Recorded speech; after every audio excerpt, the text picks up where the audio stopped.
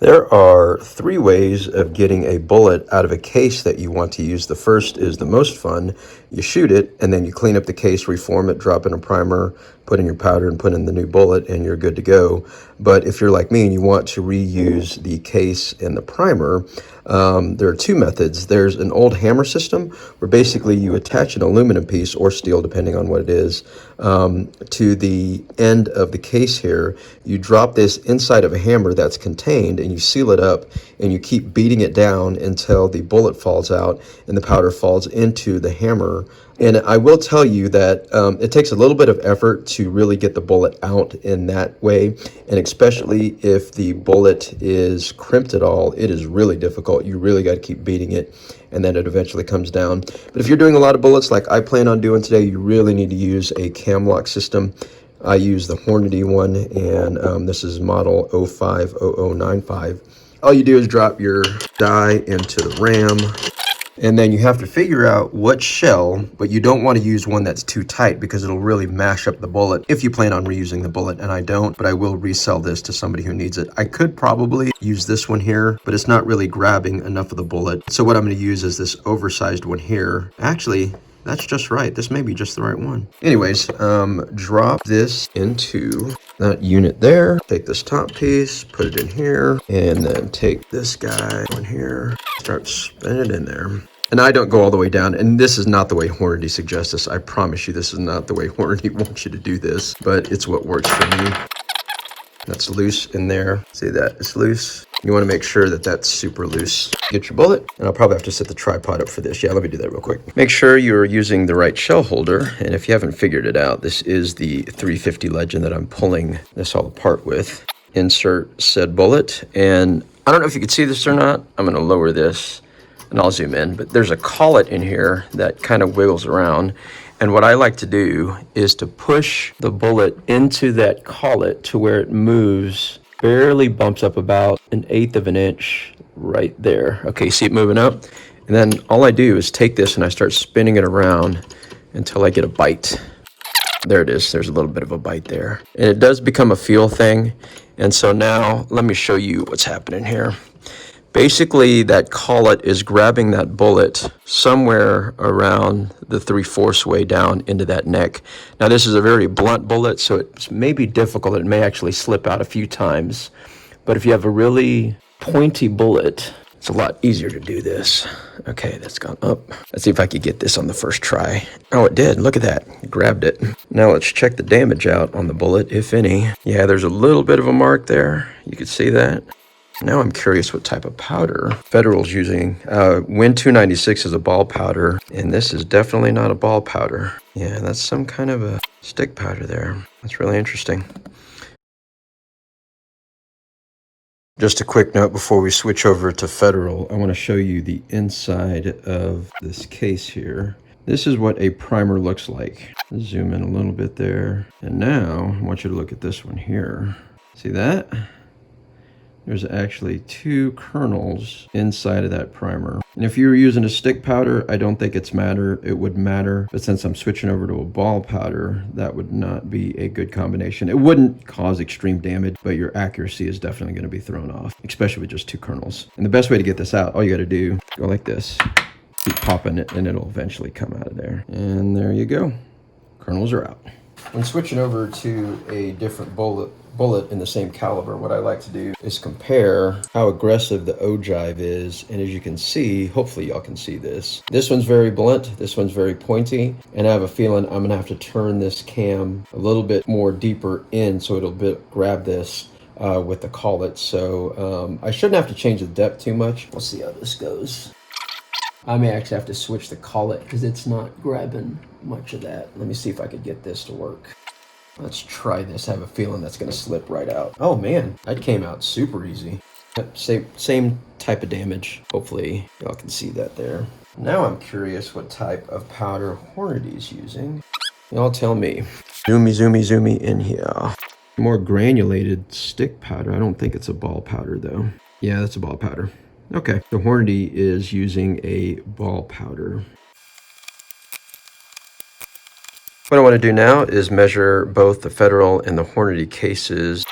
Let's just do 3 of these each to get some kind of measurement. I really want to know what the inside is. Outside does not matter as much. I need it to be right around 3.52. First Federal is at 3.52. So I may not have to neck that down. The bullet measures at 3.53. 3.50, 51. Yeah, so I am going to, at least with the Federals, neck it down just a little bit more. Let me check the Hornadys now. Yeah, I may have to neck these down too. Yeah, that's right. That's cutting really close. I'm going to go ahead and neck all of these down just a little bit. Reforming the neck is really easy. Take your deep primer die, drop it into your ram. Basically just want to touch it like so, and then give it just a little bit more loving. And then what I like to do, obviously don't deprime it, get it started up into the die, and I just let it go. When there's resistance, I only pull it down until I get it to the length of the bullet. Now, in theory, this should have shrunk it to at least 350, I'm gonna guess. 351. Yeah, 350. All right, let me do a couple of these. Get it in there. When there's resistance, length of the bullet. Make sure you didn't pull that primer out at all. And probably the right method is go ahead and pull out that priming pin. 351. Resistance, length of the bullet, and there we are. 351. In theory, Federal should roughly be the same length once I neck a couple of these down. But I want to go ahead and check it. Oh man, this is definitely much stiffer brass. I should have lubed it. Yeah, I'm gonna have to lube these Federals. All right, let's try this again now that these guys are lubed up. Tell you the difference in the brass, man. It makes a difference there. I'm looking for right around 350 to 351. 351. One of the things I recently noticed, since ammo is becoming much harder to get a hold of, a lot of new guys are getting into the reloading world. And I can tell you, especially the long distance guys, make way too much of reloading. At least this is just purely my humble opinion. Most of y'all are never shooting your calibers long enough or at distance to where all the fine points and details that you're doing with the reloading process, which does take up a lot of time, especially with a single stage press. You're never pushing at the distance that you need to, where you're spending way too much time loading ammo. But it is a fun hobby if you have the time, and in nowadays, COVID world, you can find the components. Next step, let's load up some powder. The charge weight is Winchester 296 at 26.7 grains. Make sure we zeroed. Let's see, 1, 2, 6.7. Double check. 26.7, 26.7. Let's load up the powder here. Probably not going to need too much. Just give it about that much. Put some in our trickler. I don't use the digital scale when I'm using loading for hunting ammo. Digital scale there. Not a high-end model, but it definitely works. I'll show you that when I do my precision rebuild with the Creedmoor. Let's get the die. We'll start with the Hornady. And I always like to mark my dies here so I know where to set it. And I'm going to go ahead and pull this back a lot because I don't know what the seating will be. All right, let me get this on the tripod. I'm going to spin this in a lot because the last time I used this was at around 40 grains. So go ahead and turn that in quite a bit. Just throw some here, see how we're doing. Okay, spin it out a bit. There are numbers on there, but I've never really paid attention to them. Probably saved me a little bit of time if I did. So one of the things with ball powder, and I'll show you on the next one, is there's a tendency for people to go like this and pull their powder. If you do that with ball powder, hopefully you can see this. Watch what happens. See that? A few more drops in there, so you want to make sure you let that ball powder drop. Give it 2 rotations out. I think I'm going to be over now. There we go. We're starting to get there. See that? A few more kernels drop there. Okay, now we're over. Go ahead and pull some out. Turn that in just a hair. Now, depending on how anal you guys want to be, this is only close range hunting ammo, so I am not overly particular. And again, using this old school type of scale, I'm going to be happy with a little hang above or below. That's what the trickler's for. A lot of things with reloading, you generally get a feel to things. You just kind of feel it out. You kind of know once you do it enough where it is. Yeah, I knew that was good. Yeah, that's good. A little bit high, so I'm just gonna manually turn that back just a tad. Go ahead and tighten this up so it doesn't move. And since that is a hair over, all you gotta do is get your little, if you're gonna be anal about it, just get your little pooper scooper, dump it out, and then take your trickler and fill up the rest. Actually, that's good. Yep, we're good. Start with Hornady here. And I'll flip the camera around so y'all can see what I'm doing here. Now I'm really interested in this first one. Let's see if this happens. I got this pulled all the way out. I'm gonna go ahead and let me see what I'm talking about here. I'm gonna go ahead and let that touch there. See the bullet's touching right there. Just give it one more full rotation and see what our measurement is. And I can tell you, I'm already gonna have to crimp that. And I wanna be at 2.050. Oh, not too far off, 2.078. Try it there. And look, it did not damage the case, which I was worried about. And I am a plus or minus 0.002 guy. Right there, right on the button. Good enough. So something I'm going to do with this bullet is actually drop it to 2.048 because when you crimp the bullet, it's actually going to push it back up just a hair. So I'm going to go ahead and drop this to 2.048 or in that ballpark. 49, 47.5, that's good enough. I'll do about 2 or 3 of them this way. Take your powder, drop it in, make sure that's all in there. Scale it out, good enough. Trust me, if this was for precision load, I'd be a lot more anal, but the reason that I do that is ball powder will stick to this tin case, copper or brass, whatever that may be. Bullet. And I'll only measure like the first 3 to 5 just to see how the die is doing. See, that one actually loaded 2.051. I'd rather it be more shallow than jamming into the throat, especially for this caliber. Yep, there we go, 2047. And a lot of guys don't even measure, especially they'll get their measurement down on their first one. And the other thing is powder will stick inside of this plastic thing. That's why you kind of give it a little bit of love in there.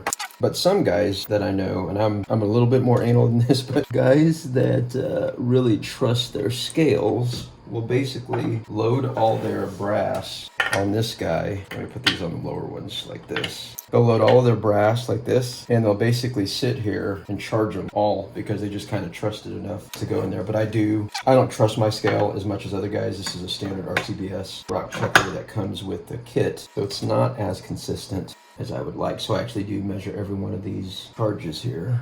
That just means just a hair. Just need to trickle a little bit. There we go.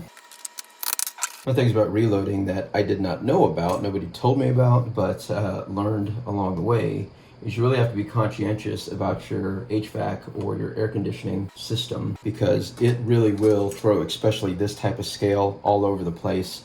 Luckily, I am right in the path where my AC unit is right up there, and I've got it closed, and I've got a fan behind me that pulls everything straight down. So I'll show you when I'm done with this, but if I were to zero out my scales, even with my AC on, it doesn't affect it.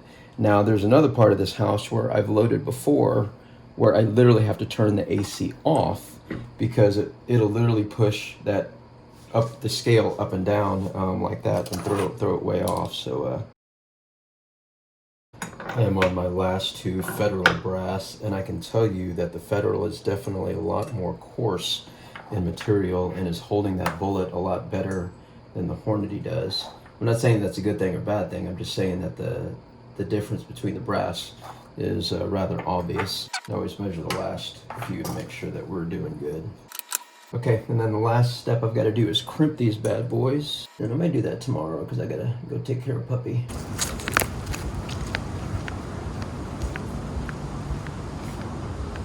This Lee Call It Crimp die did not come with the original die set that I purchased. I thought this was in here, but it was not. The good thing is Midway USA had these on hand, and I want to say it was super cheap. It was right around 12 bucks, $12. I ordered this on Tuesday, and Midway got it to me by Friday, so they're really quick on their turnaround. Instructions are to lower your ram all the way down and to spin the die until there is contact. And then you might be able to see I've got an indication line up here. But once you come in contact, to give it one more half rotation, and that's what that line is there.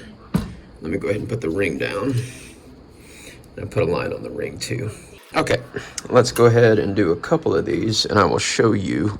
Actually, I'm going to back it off just a hair because I don't want to crimp it too much. I just want just enough pressure to hold the bullet. All right, we'll take a look here. Yeah, there's not enough of a crimp. Let me go ahead and do what their instructions say. Lee's not known to be the best die set by any sense of the imagination, but their Call-It crimp dies are pretty phenomenal. I may need to give it a little bit more love. That felt good. Yeah, I don't know if you could see that or not. Let me try to focus here. And this will change the accuracy. Let me try to do it this way. So I'll get this into the field and test these out. So I have got 15 rounds of the Hornady 165 grain FTX bullets and 17 rounds of the Federal jacketed soft point bullets that are 180 grains. I'm going to give these things away, and what I want you guys to do is to post below. I'm going to put an email account right here. If you will send me a picture of the coolest gun that will shoot a .355 bullet. That's either the 350 Legend or the 9mm or whatever else is out there. I don't know all the calibers that it will shoot. Post below your 350 Legend 9mm or whatever caliber shoots these bullets that you want. And the one that I think is the coolest, I will post online, and I'll make a video of all those guns that you guys send me. Unless you don't want me to post it online, just tell me on there and I won't post your guns online. But the one that I think is the most original, I will send those bullets to you for free. So I gotta go now, sight in this, make sure that the crimp didn't send off the accuracy too badly. I'm gonna start with 4 shots of the 147 grain Winchester full metal jackets and then switch over to the 125 grains. I just need to have a medium to compare it against. This side will be the Federal brass and this side will be the Hornady. This is by far not a very accurate position for me. This is the Winchester's 147.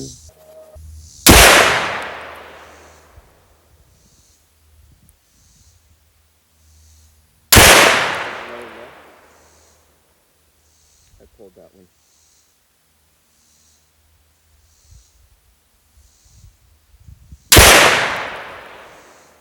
Okay. Left side will be Federal.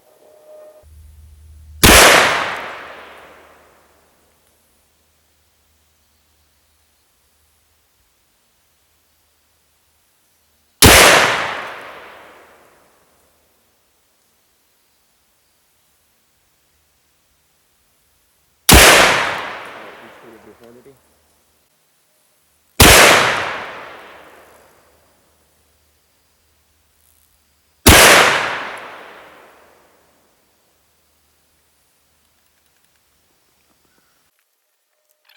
Ooh. Yep, don't want to shoot it pushed in there. So I do need to work on the adjustment of the scope just a bit there. But these three, I have to go home and measure it, but that's probably over an inch. That's really nice. It's too bad I couldn't get that third shot off on the Hornady. There is quite a bit of difference between the Winchester 147 grain full metal jackets and the 125 grain Sierra jacketed hollow point bullets. There's basically not a lot of material on the front end of the jacketed hollow point, which is expected because they open it up to make it a hollow point. And this is what was causing the last bullet, the Hornady bullet, to not feed or ramp up into the feed lips of my AR. I've known this in the past, and I should have basically loaded one more cartridge below the Hornady's to allow it to feed properly. I am running the, by the way, look how dirty ball powder is. I'm not a big fan of ball powder, but it is cheap and it works. I'm running the CMMG mags. These are completely unmodified, and I bet if I trim those lips down the way people are suggesting, it'll work just fine. I also know that there's other companies now that put out magazines for the 350 Legend, so if you have a suggestion that you really like, comment below. The Winchester's full metal jacket shot at 1.292, and I was not really steady, and I was shooting at 100 yards. The Federal's cases and primers were at 1.108, and the Hornady cases and primers were at .537, but I did not get that last shot off. For the distances that I'm going to be hunting, which is under 100 yards, and I was shooting at 100, this will work just fine.